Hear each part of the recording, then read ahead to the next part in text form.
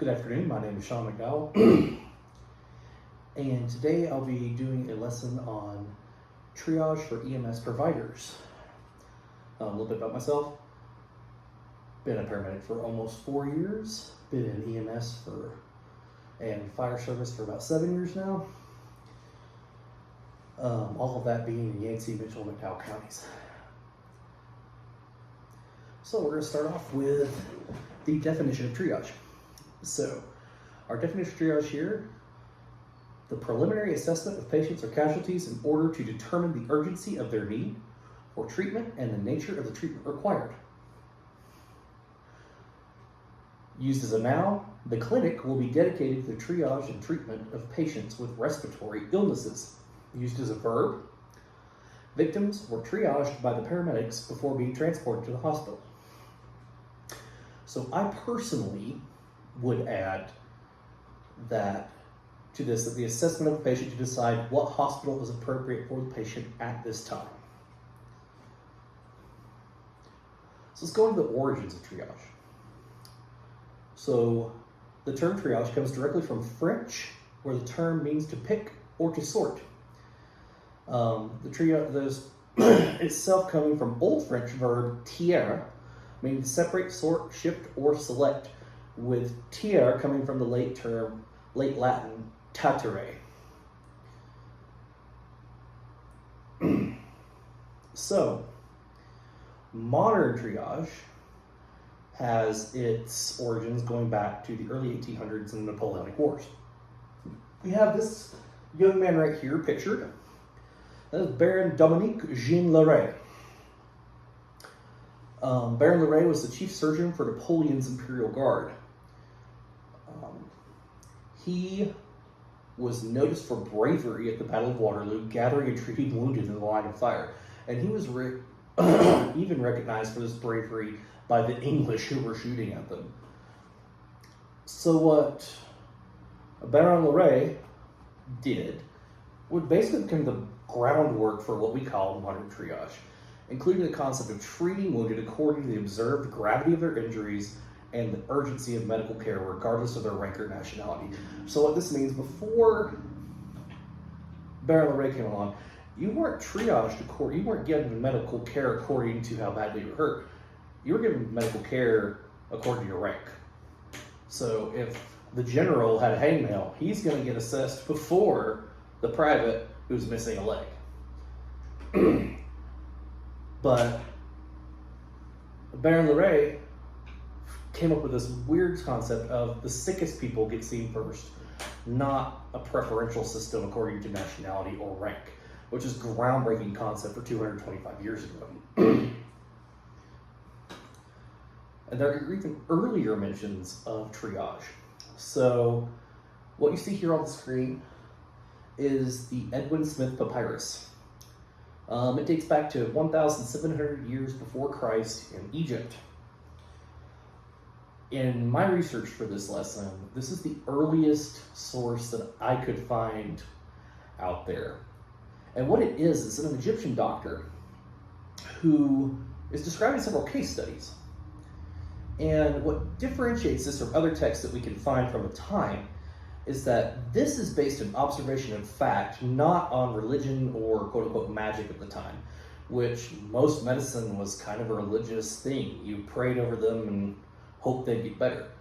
But this guy was dividing patients into 3 broad groups. And those groups that he came up with were patients who had a medical condition he could heal, was the first group. The second group was patients with a medical condition that he intended to fight. That means he thought they were sick, he wasn't absolutely sure he could make them better, but he thought he could make a difference. And the third group that he put them in was a medical condition that cannot be healed. So he knows it's bad, he knows there's nothing he can do. And this is actually kind of a simplified version of what we use today.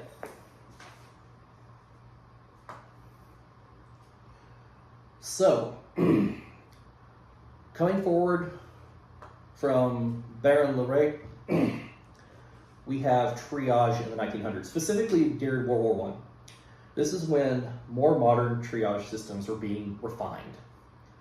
The gentleman right here that you see right here is Dr. Anthony DePage. And right there is actually a World War I field hospital right next to him. So Dr. DePage came up with a triage system for soldiers in World War I. It was divided into 3 categories and 5 orders. What those 3 categories were was, the first was those who are likely to live regardless of what care they receive. So that means it's something minor, something that even if they don't receive medical treatment, they're going to live. The second category he had was those who are unlikely to live regardless of what care they receive, which means it's a grave injury, they're probably going to die. The third category that he puts them into is those for whom immediate care may take a positive difference in the outcome, which means if we get them quick, we might be able to save them. And then on top of that, he had 5 orders. So these orders are sort of like their destination plan for us, or how we move people out logistically from an incident. So the first order would be getting them off the battlefield. And then the middle orders are getting them, or the progressing parts, going through field hospitals, going through triage systems, until you get to his 5th order. And his 5th order was definitive care for that patient. Be that a hospital, be that a convalescence, whatever that was at the time. Now, we are getting into triage in modern times. There are several different triage systems that we use in America. Around here, in my experience, we used START, and we're going to go into a little bit more detail on that in a second. But first, let's go into why is triage important? At its most basic, triage is the process of making sure every patient gets to true definitive care. Is that not our end goal for every patient in EMS? Which is why I also say every patient we encounter, we triage, and it should be part of every patient assessment. And it's not should be, it is part of every patient assessment. Everybody we transport, we've made a triage destination plan for them. What we have done is, we said, this is what we believe is going on with the patient, so this is the facility we're taking them to for their definitive care. You have triaged somebody right there. Why are we doing this, right? Well, what's our end goal in EMS? Our end goal is to get them the care they need and have the best outcome possible, right? So part of that is knowing that we have destination plans and different levels of care. So around here, our primary hospital that we're going to be going to is Blue Ridge Regional. That's a tertiary critical access facility and is very good at what they do, but they have limited resources available. They don't have a full-time surgeon. They don't have a cath lab. They don't have interventional radiology. They're just limited in their scope. So 90% of patients, maybe even 95% of patients are going to be perfectly handled by that facility. But what about our other 5? With those 5%, we need to come up with a plan of where we're going to get them, right? Be that, are we going to fly them? Are we going to drive them? And where to? Do they need to go to Asheville, where there's a cath lab? Do they need to go to Baptist, where there's a burn center, or even Augusta? Or are we on the north end of the county and Johnson City may be closer? Do they need a trauma center? All these things we're thinking about are part of our triage. So what we traditionally think of triage is normally in what's called an MCI, mass casualty incidents. So what do we do in this situation? What is an MCI? Well, at its most basic, an MCI is any call or situation where the resources for your area are overwhelmed at the time. So I'm going to use Yancey County as an example. Here in Yancey County, we have 3 ALS transport units and 1 QRV available 24/7, 365. That's 2 paramedics for each ambulance, 1 paramedic on the QRV. So you have 7 medics available 24/7. You also have all volunteer rescue squad and fire departments.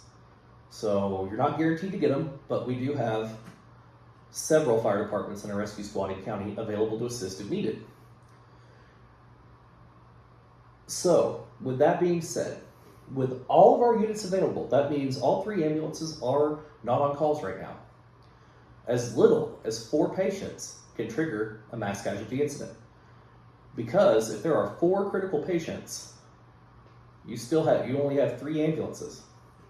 So that's going to be triggering. You're going to have to determine between what of those 4 patients, which 3 are the most needed, and which one can wait, if at all.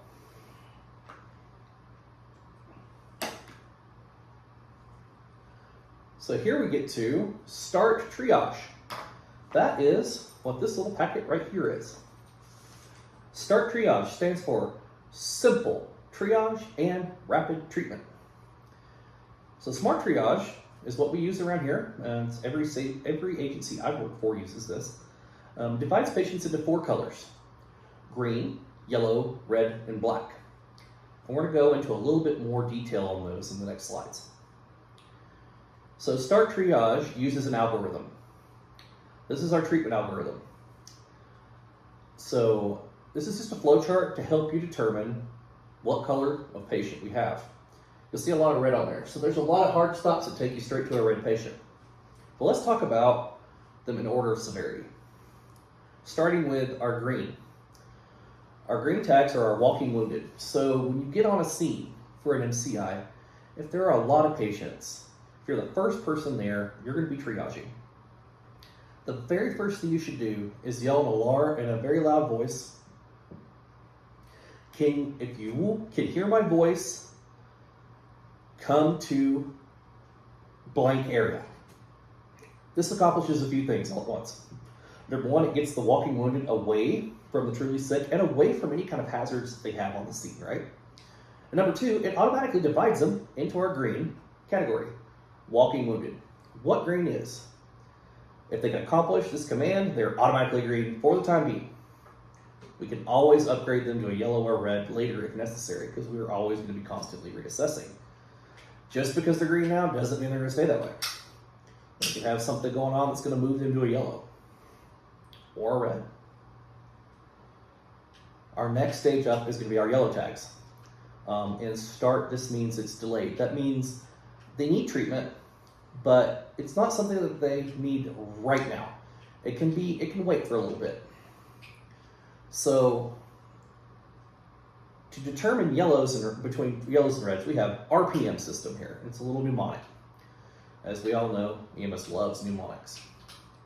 R stands for respirations. If their respirations are less than 30 per minute, P, perfusion, radial pulse present, or a cap refill of less than 2 seconds. And then M, their mental status. If they're able to follow simple commands such as raise your arm, what is your name, that is going to be a yellow, if all of those criteria are met. If any one of those criteria are met, we're going to be going to a different area. There is a little silly saying that they have here, 32 can do. So if it's less than 30, less than 2, and they can do something, they're a yellow. Now we're getting into the truly injured and sick.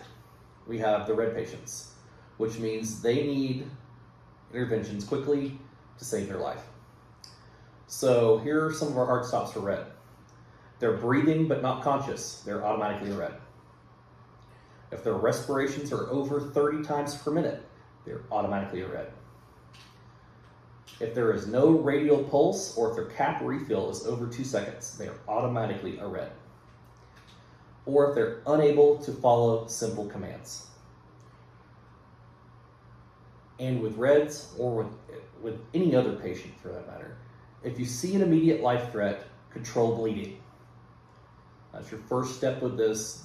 It's one of the few things you're going to stop and do on one of these trauma assessments while you're triaging people. If you see somebody bleeding to death, stop, fix that before you move on to the next patient. And now, we're going to go on to our black tag.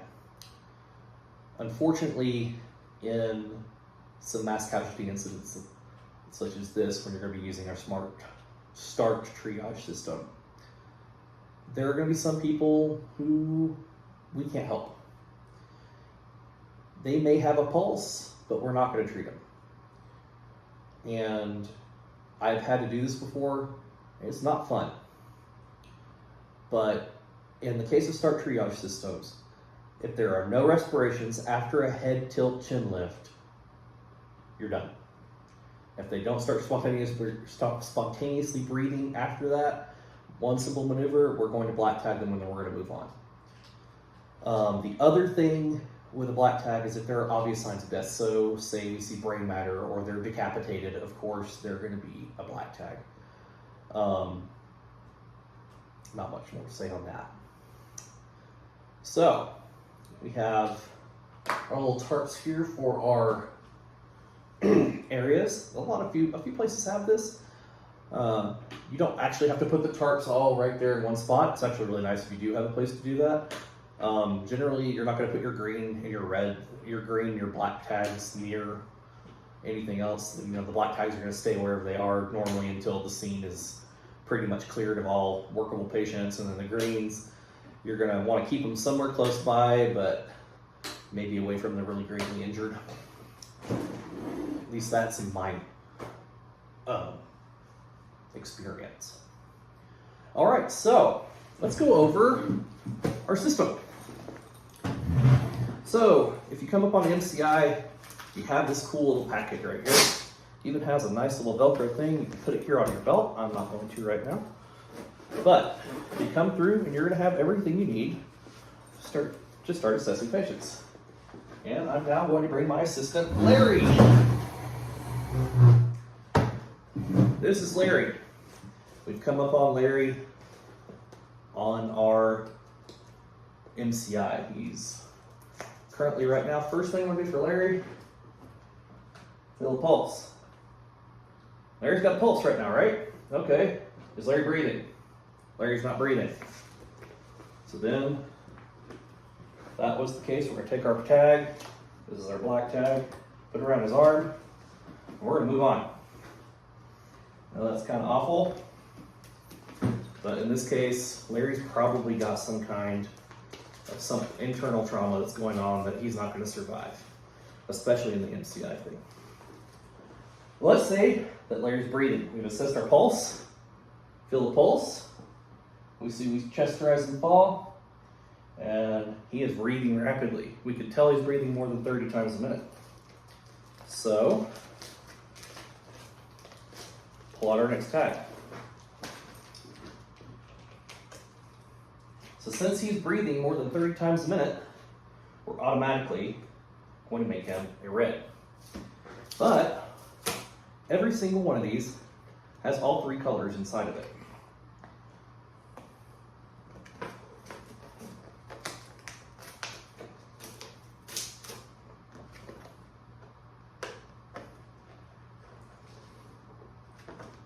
So, inside here, if Larry can talk to me, we're going to ask him his name.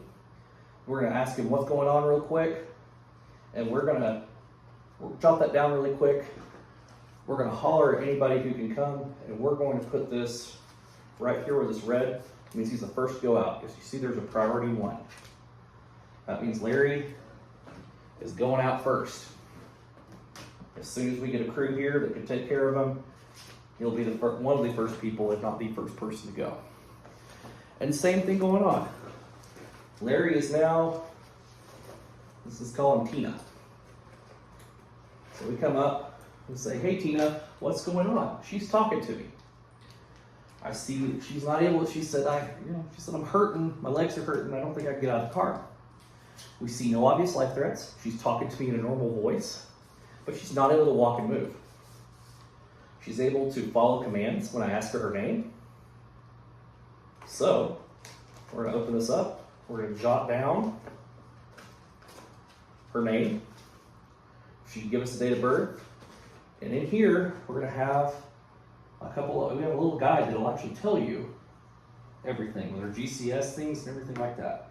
But in a big one where we need to move and quick, we're going to go female, identification, destinations. These are all things we can use further down the line. But right now, she meets our criteria.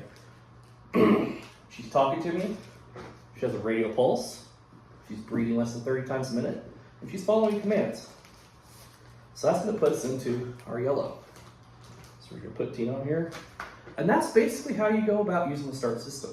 It's a very easy system, very cool system. So let's say that Tina, we've got her over to our yellow tarp here.